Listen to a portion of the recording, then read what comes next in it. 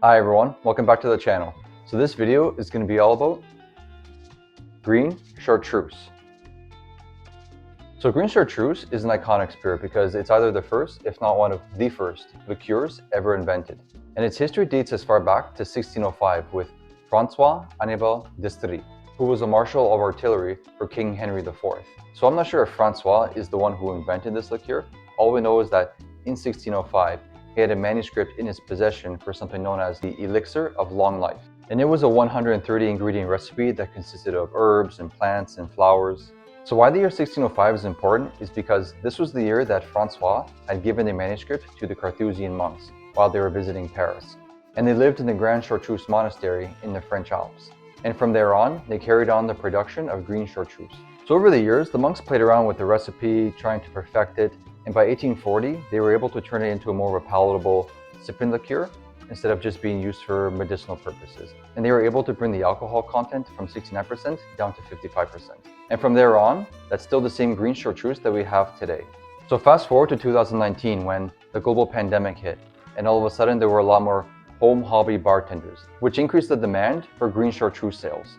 So in 2019, the monks came up with a plan, and then they implemented it in 2021. And that plan was not to stop, but to slow the production of Green Chartreuse sales for two reasons. One was to focus on their religion and solitude prayers and monastic life, because the purpose of a monk is not to be an alcohol distributor. And the second reason is that they wanted to minimize the pressure on the rare local plant life and other natural resources. So now they limit themselves to only 1.6 million bottles per year. And with that being said, Green Chartreuse isn't that hard to find. It's still available in most countries around the world, but in limited quantities. And it comes in two sizes, either the 750ml or the 375ml. This is the 750ml that I got from the US. If you're in Canada, you can find the 375 in either Quebec, Ontario, or Alberta. So because Green Chartreuse has become a little bit more harder to come by, a lot of bartenders have been trying to find a good alternative for it. And based on the videos that I've seen, none of them have been able to come up with a one really good substitute for Green Chartreuse. The closest is probably Faccia Bruta, but even with that one, they can still pick up on some of the differences because Green Chartreuse has really distinct flavor profiles. So since the production of Green Chartreuse has decreased, the price has gone up. And I think in the US, it costs anywhere from $80 to $100 depending on what state you're in. In Canada, you can get the 375 bottle for maybe anywhere from $30 to $40, so it's not really going to break the bank, and it's going to last you for a pretty long time. Let's give this a taste test.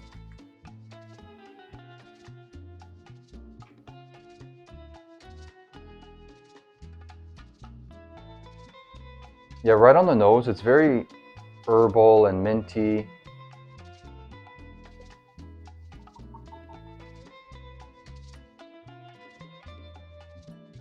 Yeah, because it's made with 130 ingredients, you're not really going to pick up on any one flavor profile, but right on the nose, it smells very herbal and vegetal and very minty.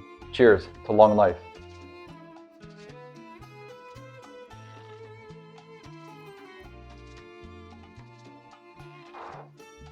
You feel the ethanol.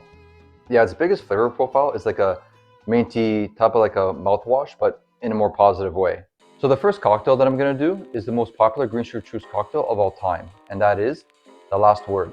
So this cocktail was invented in 1915 at the Detroit Athletic Club, which is a private club that still exists today.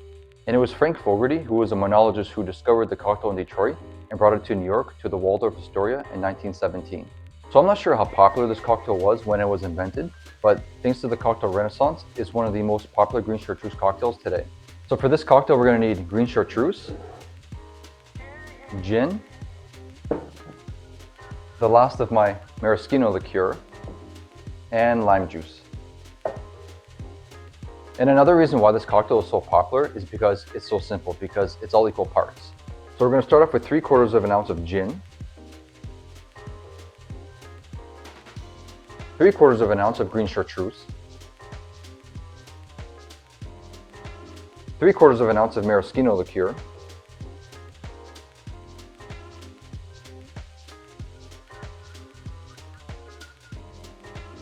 and 3/4 of an ounce of lime juice. Add ice and shake for 12 to 15 seconds.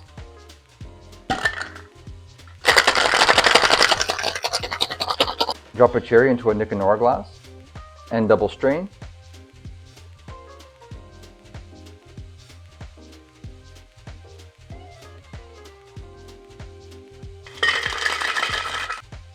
And there you have the last word.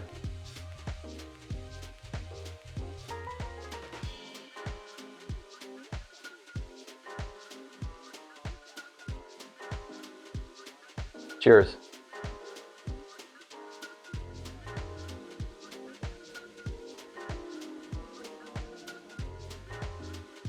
Yeah, even with this one, I think the Maraschino Liqueur is kind of like the most dominant flavor in here. So like I mentioned in the previous video, how Maraschino Liqueur can really take over a cocktail, especially if the ratios are a lot more higher, because in this one, you really get the Maraschino. But I think the big, bold flavors of the Green Chartreuse really counteract the Maraschino Liqueur, so it's actually a really good balance.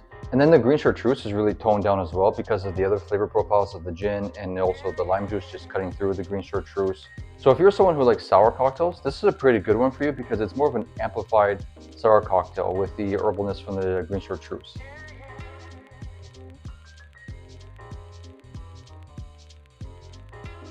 So the next cocktail that I'm going to do is the Spanish Monk. So this cocktail was first seen in print in 1951 in Charles H. Baker Jr.'s book, The South American Gentleman's Companion. So for this cocktail, we're going to take out the Maraschino Liqueur, swap out lime juice for lemon juice, bring in simple syrup, and Aquafaba. So the original recipe didn't have any simple syrup and there was very little lemon juice, but over time more lemon and simple syrup was added to be a more balanced drink. So we're going to start off with 1.5 ounces of gin, half an ounce of Green Chartreuse, 3/4 of an ounce of lemon juice, half an ounce of simple syrup, and 1 ounce of Aquafaba.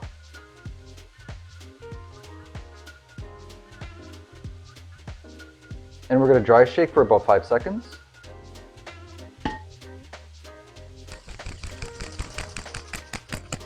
Add in about 2 ice cubes and shake for 12 to 15 seconds.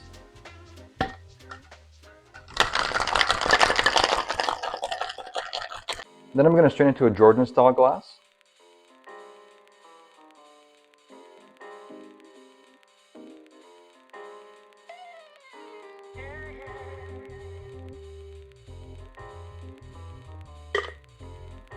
And there you have the Spanish Monk.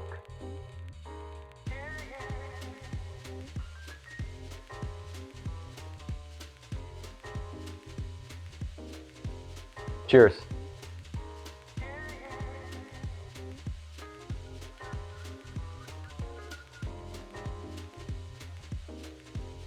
This one's a really good intro to Green Chartreuse because that herbalness is really toned down.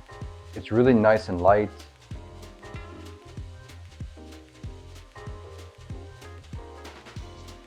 So the next cocktail that I'm going to do is the Love and Murder.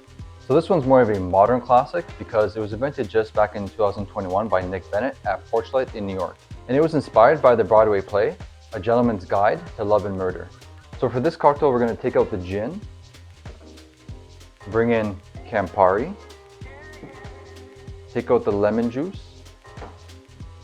for lime juice, and take out the Aquafaba for saline solution.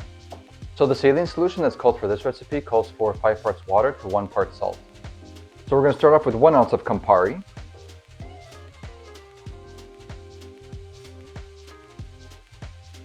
1 ounce of Green Chartreuse,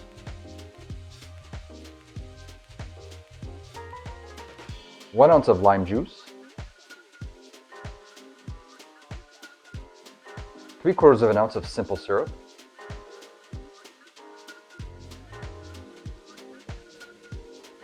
and 4 drops of saline solution.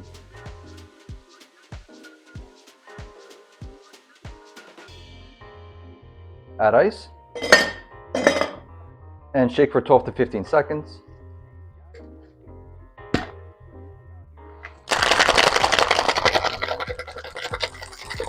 Double strain into a chilled coupe.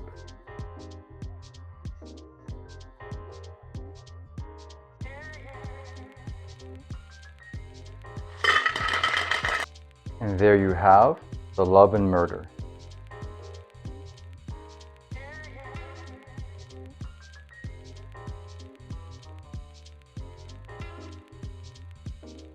Cheers.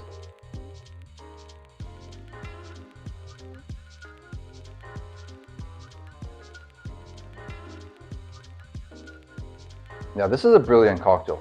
You have two big, bold flavors in the Campari and the Green Chartreuse. You would think that both flavors would be really overwhelming, but they actually blend in really nicely together. At the front, you get the herbal-ness from the Green Chartreuse, and then on the back end, you get that bitterness from the Campari. And the lime juice is there just to cut through the big, bold flavors of the Campari and the Green Chartreuse, and just to give some acidity to the drink. The simple syrup gives a nice sweetness, because even though the Campari and the Chartreuse are liqueurs, they're not that overly sweet, so the simple syrup gives a nice sweetness to the drink just to balance it out. And the saline solution is just there just to open up the flavors. So if you wanted to, you can add saline solution to every single cocktail that you make, because just like cooking, salt is there just to enhance the other flavors.